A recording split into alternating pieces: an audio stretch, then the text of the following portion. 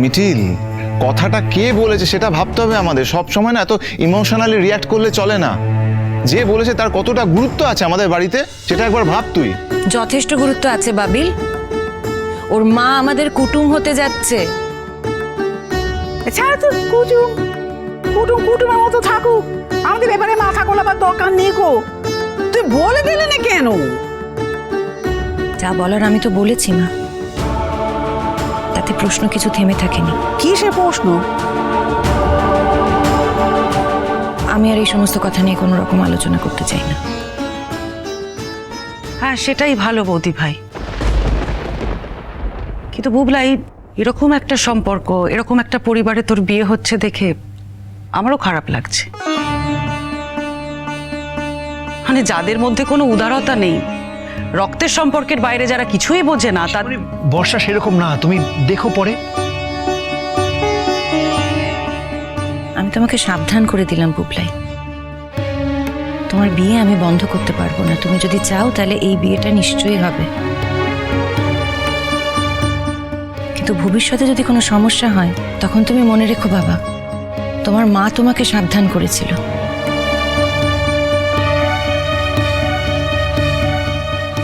আর কিছুই বলার নেই আমার। কাকিমা এখন ছাড়ো, বুবলাইদা অ্যাডাল্ট, ও বিয়ের পরে নিশ্চয়ই বর্ষাদিকে ঠিক ম্যানেজ করে নিতে পারবে, মানে বুঝিয়ে নিতে পারবে। এখন বরং তোমরা তো সারাদিন কিছু খাওনি, আমি তোমাদের জন্য একটু শরবত করে নিয়ে আসি। তুমি খাওনি বলে নতুন কাকু। আরে না, আমি আসলে পরিবেশন করছিলাম তো সকাল থেকে, তো ওই খাবারের গন্ধে একটু গা গুলিয়ে গেছিল, সেই জন্য আর কি।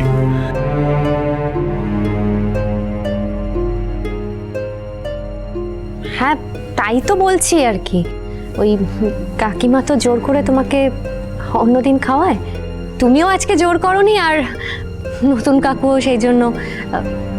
এখন একটু কিছু খাও। হ্যাঁ সেই তো, তোমরা এবার একটু কিছু খাও তো বৌদি ভাই, অল্প করে একটু খাবার নিয়ে আয়, একটু খিচুড়ি আন অল্প করে। হ্যাঁ, খিচুড়ি খাবে কি রে, বেদ বা মানুষ? হ্যাঁ, দুবেলা ভাত খাবে, একবেলা ভাত খায়। তোরও যেমন হালচাল হয়েছে না করছি। বারবার স্লোগান দিয়ে আমাকে মনে করিয়ে দিতে হবে না মা যে আমি বিধবা। আমার এটা সারাক্ষণই মনে থাকে। দিদিভাই বলল বলেই আমি এখন খিচুড়ি খাবো না। নতুন কাকু একটু খিচুড়ি খাবে?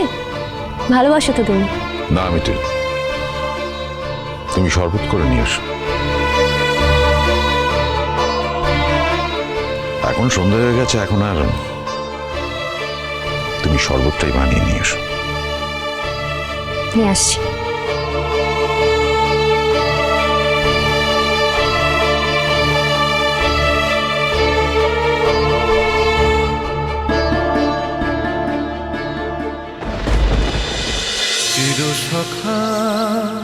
চিরসখা সোম থেকে রবি প্রতিদিন রাত ৯টায় স্টার জলসায় ও জিও হটস্টারে।